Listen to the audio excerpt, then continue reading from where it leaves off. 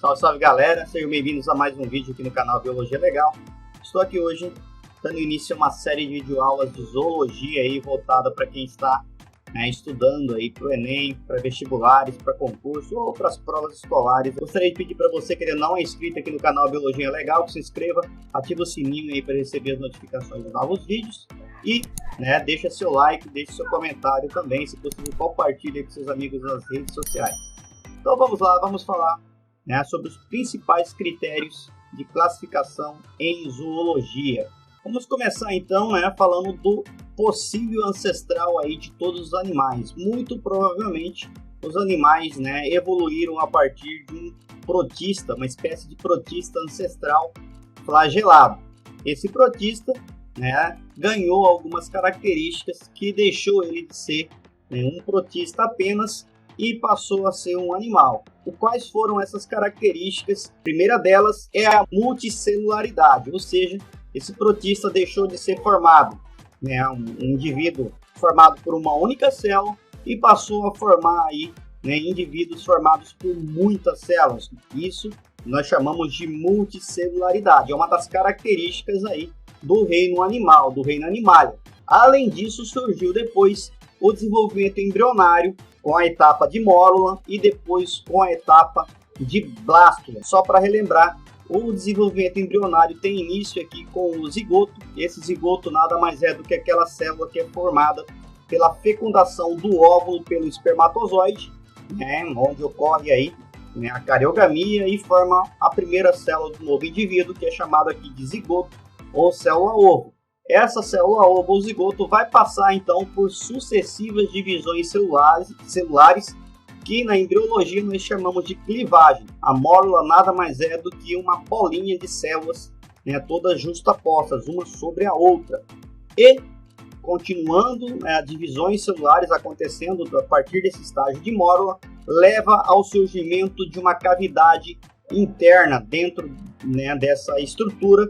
A partir do momento que surge, então, essa cavidade interna, deixa de se chamar mórula e passa a ser chamada aí de blástula. Essa blástula, então, ela é caracterizada por essa cavidade aqui chamada de blastocélio. Então, as células vão estar todas agora na periferia. Então, nesse estágio aqui, eu não tenho mais as células todas juntas, umas sobre as outras, uma bolinha de células, mas vou ter a formação de uma camada externa periférica de células e uma cavidade chamada de blastocélio. Essa cavidade é preenchida por líquidos. Depois disso, teve o surgimento então, depois desse desenvolvimento embrionário de mórula e formação da blástula, teve o surgimento dos primeiros animais com sistema aquífero e sem tecido verdadeiro.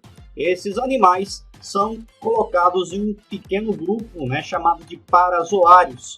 Para significa ao lado, zoo vem de animais, então é um grupo primitivo de animais, alguns biólogos não gostam de classificar eles como animais verdadeiros, porém aqui nós vamos tratar eles como animais, porém eles são classificados como parazoários justamente por não possuírem tecidos verdadeiros. Os animais desse grupo são o grupo dos poríferos, o filo Porífera, o grupo do Bob Esponja, das esponjas marítimas aí, que tem esse sistema aquífero, onde a água entra pelos poros e sai lá pela abertura de cima e ocorre a filtragem dessa água para retirada dos nutrientes. Depois disso, ocorreram mais alguns acontecimentos evolutivos que trouxe a formação de outros grupos.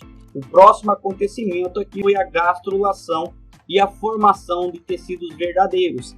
A partir de então, os seres que passam pelo processo de gastrulação e têm tecidos verdadeiros, eles vão ser classificados dentro do grupo dos eumetazoários ou do grupo Eumetazoa.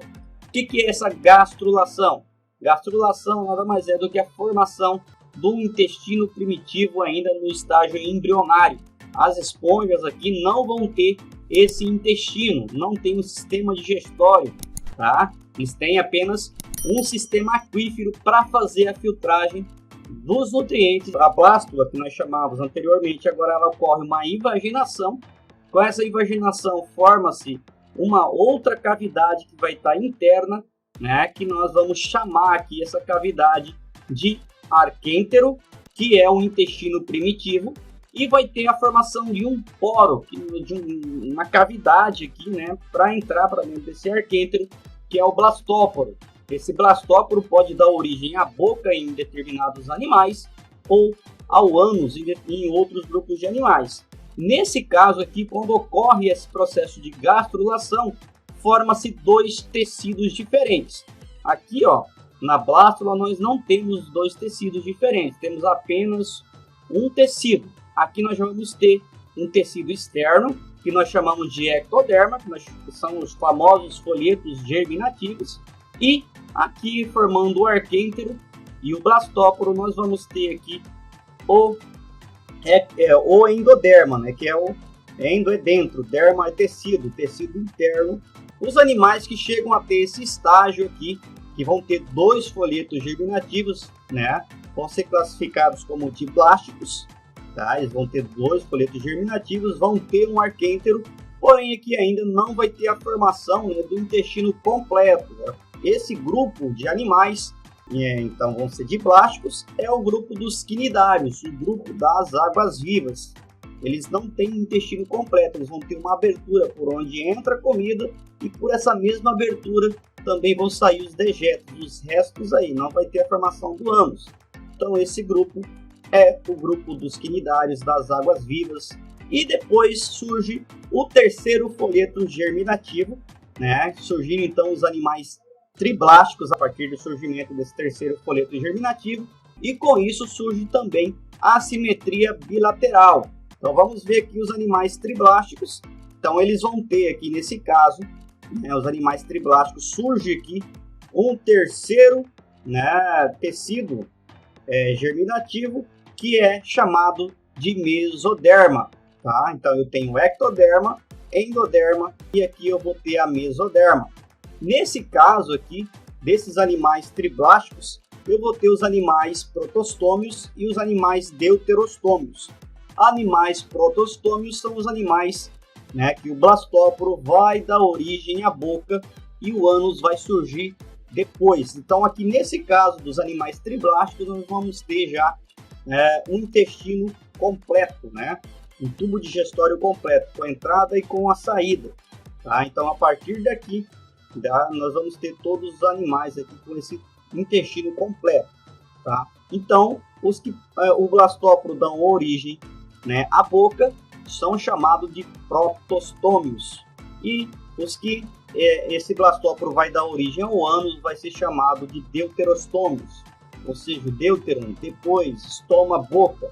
A boca vai surgir no segundo momento a partir de uma outra cavidade. Com relação à simetria, nós temos aí a simetria do tipo mais comum aqui nas águas-vivas, por exemplo, a hidra, né, os quinidários, eles vão ter simetria radial, onde eu posso cortar eles em vários planos e todos eles vão ter lados espelhados.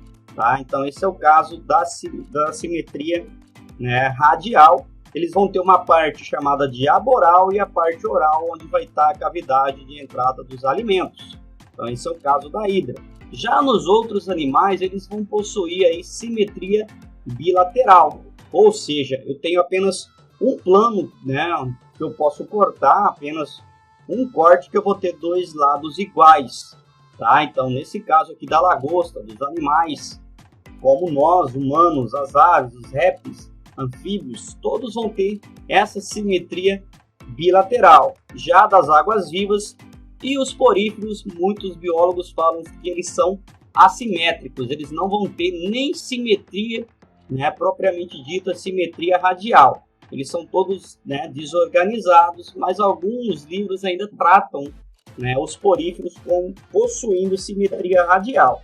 Porém, a maioria dos biólogos não concordam com que as esponjas possuam aí simetria, tá? Essa simetria radial. Então, essa é a grande diferença aqui com relação à simetria. Né? A simetria radial vai ter vários planos onde eu vou ter espelhos, lados opostos iguais, e eu vou ter um lado, né, onde não tem a cavidade da boca, que é chamado de aboral, e a cavidade onde tem, né, a entrada aí, né, da boca, que nós chamamos de boca, mas que serve como ânus também, é a cavidade oral. Já aqui, Na simetria, né, bilateral é um pouco mais complexo. Eu vou ter lado anterior, lado posterior, lado central e lado dorsal. Tá? No mesmo caso nosso aqui, nós vamos ter essa simetria bilateral. Então, depois dessa simetria primária bilateral, né, que vai formar os bilatérios, tiveram, né, surgindo então os animais protostômios e os animais acelomados, que não possuem celoma verdadeiro. Vê o que é celoma?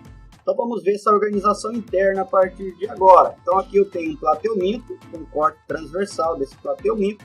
Nós podemos ver que ele tem, né, a ectoderma, o endoderma e o mesoderma, e aqui dentro em branco o tubo digestivo. Não vou ter nenhuma outra cavidade, né, aqui corporal a não ser o tubo digestivo. Então nesse caso, esses animais, né, são classificados aí como acelomados, tá? Então, os plateumintos são seres acelomados, triblásticos acelomados. E eu tenho seres que possuem agora, surge então aqui nesse grupo de protostomos, né, um grupo que surge uma cavidade corporal além do tubo digestório. Só que essa cavidade nós vamos ver tem umas particularidades.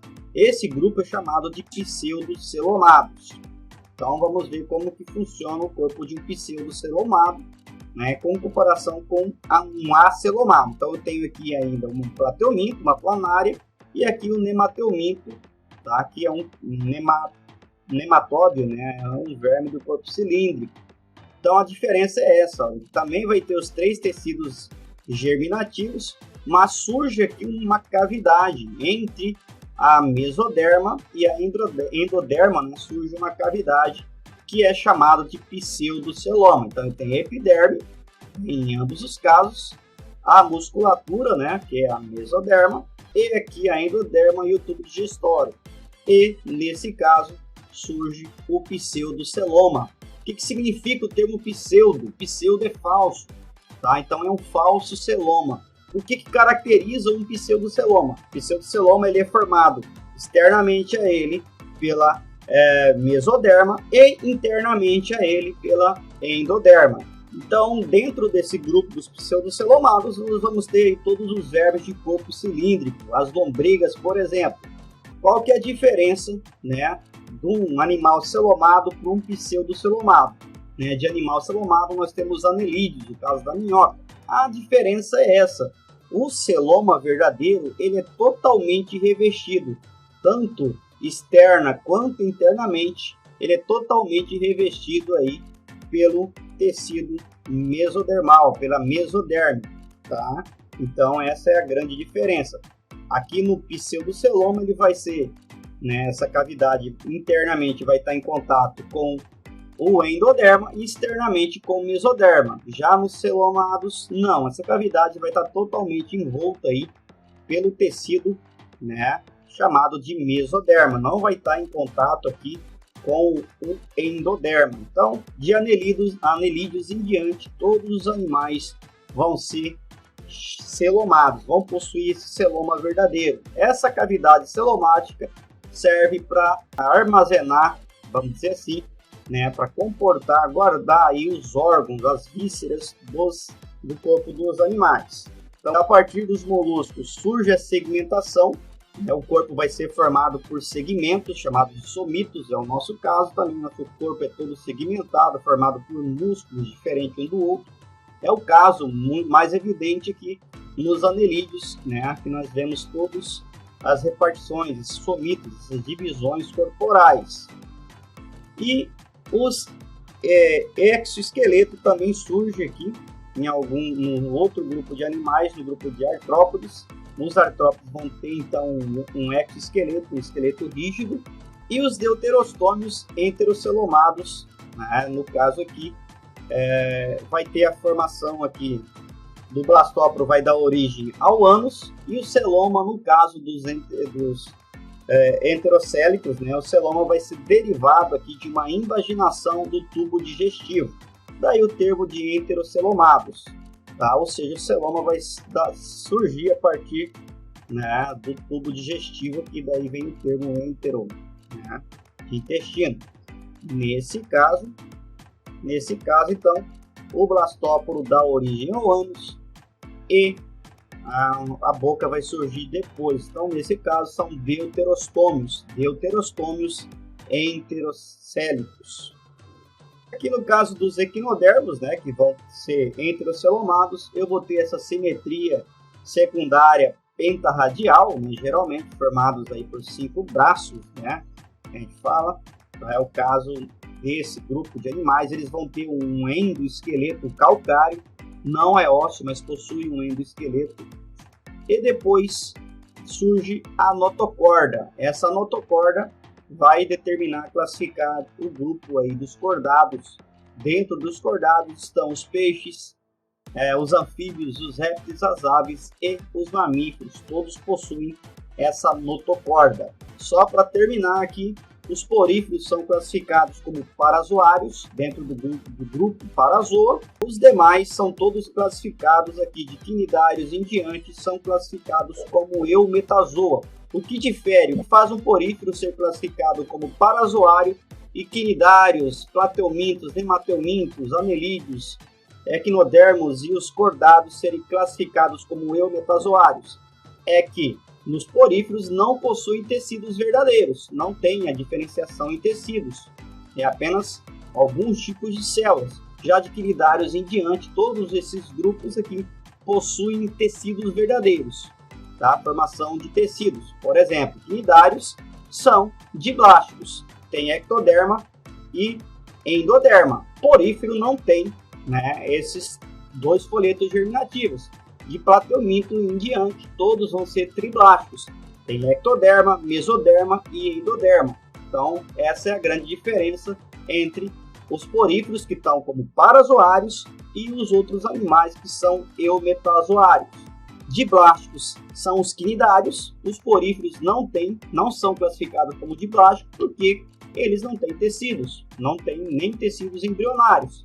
E os outros grupos são todos triblásticos, plateumintos, nemateumintos, moluscos, anelídeos, artrópodes, equinodermos. E os cordados são todos triblásticos. O que vai diferenciar entre eles é que alguns são acelomados, é o caso dos plateumintos, são acelomados. Os nemateumintos, vermes de corpo cilíndrico, são pseudocelomados. E os demais aqui, de moluscos até os cordados, são todos celomados. Todos têm um celoma verdadeiro. Aqui, plateumintos, nemateumintos, moluscos, anelídeos e artrópodes são classificados como protostômios. Proto, primeiro, estoma-boca. Ou seja, o blastóporo aqui vai dar origem à boca, né, surgindo primeiro a boca no desenvolvimento embrionário, e o ânus vai surgir apenas em um segundo momento.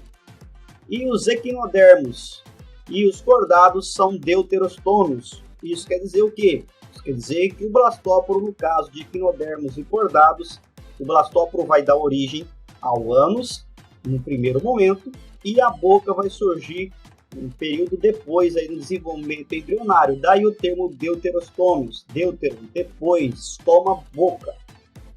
Então essa foi a nossa aula aí, espero que vocês tenham gostado. Só deixando como dica, né, para você tá fixando melhor o conhecimento, aprendendo, você pode estar aí nos comentários mesmo, anotando, fazendo o seu resumo do que você entendeu dessa aula. Um forte abraço e até a próxima aula aqui, onde nós vamos estar falando das características gerais dos principais filos que nós vamos trabalhar dentro dessa playlist de aulas de zoologia.